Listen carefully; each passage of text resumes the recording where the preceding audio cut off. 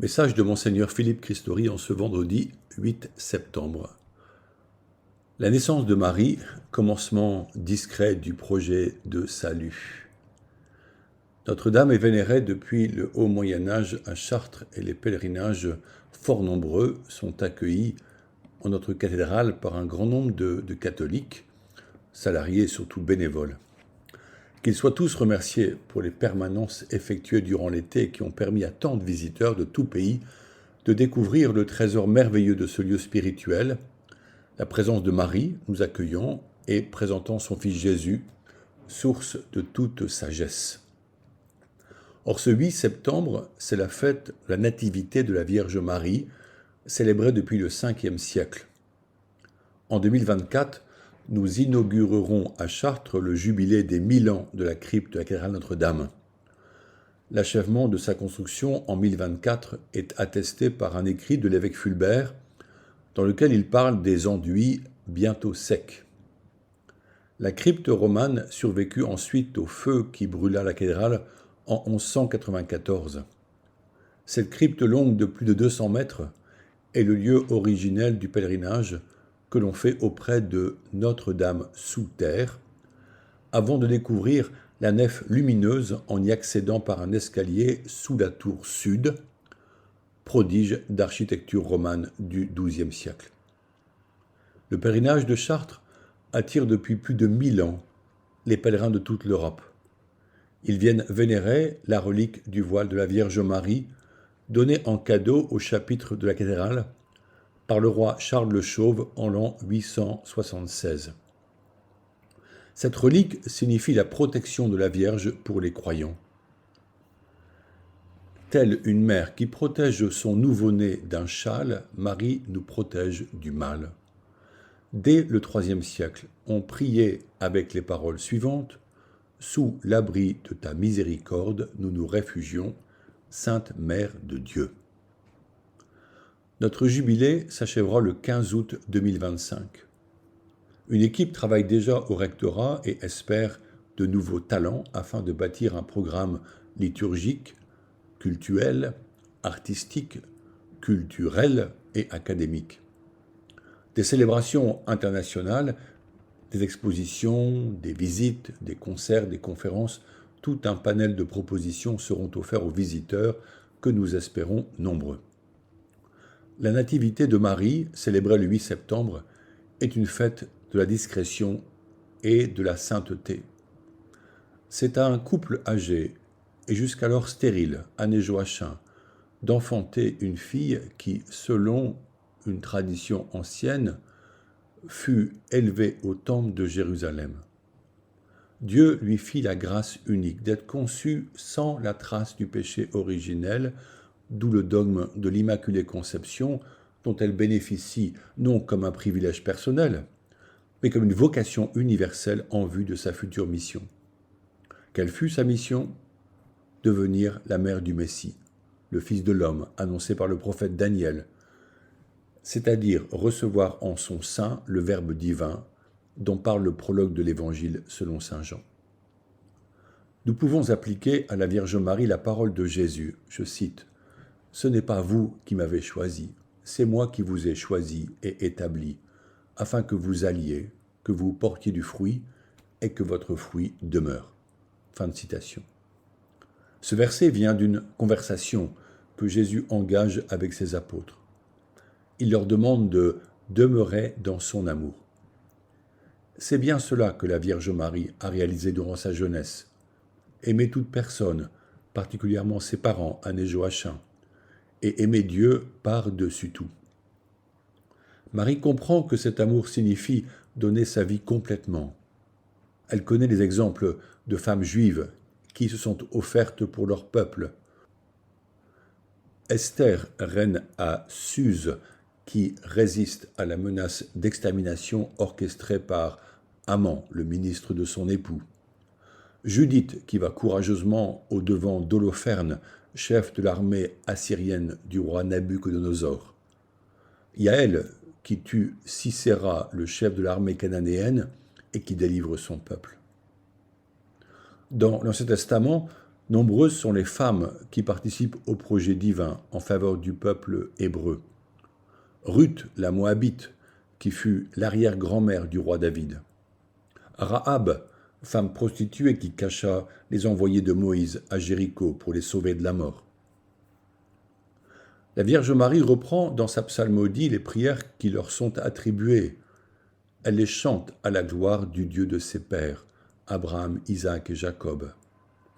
Marie a été préparée, choisie par Dieu bien avant l'annonce faite par l'ange Gabriel. Toute sa personne, lors de son enfance, se préparait à devenir mère de Jésus et mère de Dieu. Et voici que s'accomplit la prophétie d'Isaïe. Elle reçoit en elle celui qui est l'amour, celui qui sauve le monde, celui qui se donne afin que nous ayons la vie maintenant et toujours. Qu'en est-il de chacun de nous ? Sommes-nous aussi choisis par Dieu ? Cela signifie-t-il que chacun est connu de lui ?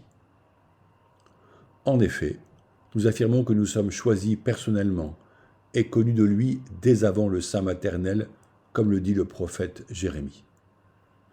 Par le baptême, nous sommes sauvés de la mort et promis à la vie éternelle. Notre baptême a pu être célébré à la demande de nos parents ou de nous-mêmes, mais ce sacrement est assurément voulu par Jésus, qui demandait aux apôtres de baptiser au nom du Père et du Fils et du Saint-Esprit, et de faire des disciples dans toutes les nations. Le choix de Dieu est l'expression de son parfait amour pour chacun. Jésus invite toute personne à accueillir son appel et à ne pas craindre d'y répondre.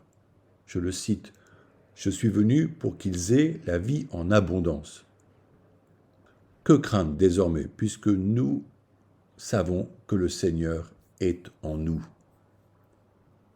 Sœur Faustine Kowalska, à qui Jésus a confié son message de miséricorde, nous a laissé ces mots.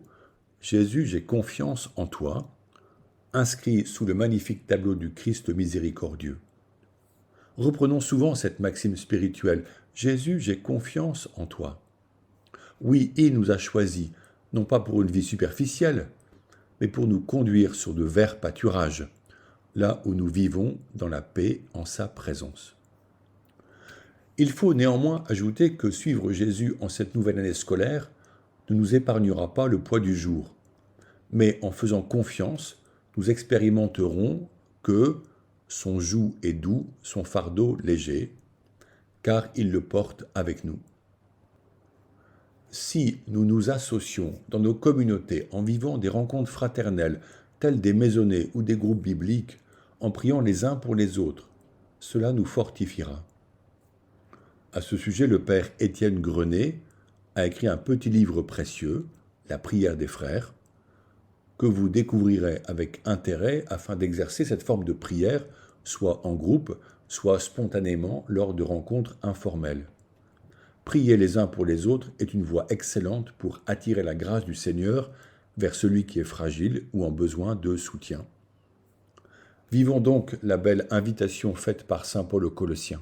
Je cite, « Puisque vous avez été choisis par Dieu, que vous êtes sanctifiés, aimés par lui, revêtez-vous de tendresse et de compassion, de bonté, d'humilité, de douceur et de patience. » Fin de citation. Ô combien la Vierge a vécu cette parole dès sa venue au monde et dans les moments terribles de déréliction qu'il associait à la passion de son Fils bien-aimé.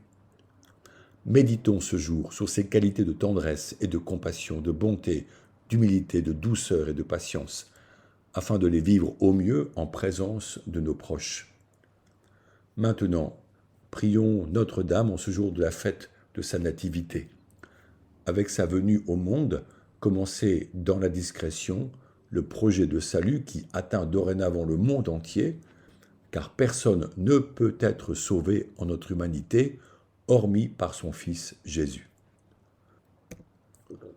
Je vous propose de reprendre l'Angélus qui fait mémoire de Marie, rappelant l'appel de l'ange Gabriel. L'ange du Seigneur apporta l'annonce à Marie, et elle conçut du Saint-Esprit. Je vous salue Marie, pleine de grâce, le Seigneur est avec vous. Vous êtes bénie entre toutes les femmes, et Jésus, le fruit de vos entrailles, est béni. Sainte Marie, Mère de Dieu, priez pour nous pauvres pécheurs, maintenant et à l'heure de notre mort. Amen. Voici la servante du Seigneur, qu'il me soit fait selon votre parole. Je vous salue Marie, pleine de grâce, le Seigneur est avec vous. Vous êtes bénie entre toutes les femmes, et Jésus, le fruit de vos entrailles, est béni. Sainte Marie, Mère de Dieu, priez pour nous pauvres pécheurs, maintenant et à l'heure de notre mort. Amen. Et le Verbe s'est fait chair, et il a habité parmi nous. Je vous salue Marie, pleine de grâce, le Seigneur est avec vous. Vous êtes bénie entre toutes les femmes, et Jésus, le fruit de vos entrailles, est béni. Sainte Marie, Mère de Dieu, priez pour nous pauvres pécheurs, maintenant et à l'heure de notre mort. Amen. Priez pour nous, Sainte Mère de Dieu, afin que nous soyons rendus dignes des promesses du Christ. Prions. Que ta grâce, Seigneur, se répande dans nos cœurs par le message de l'ange, nous a fait connaître l'incarnation de ton Fils bien-aimé.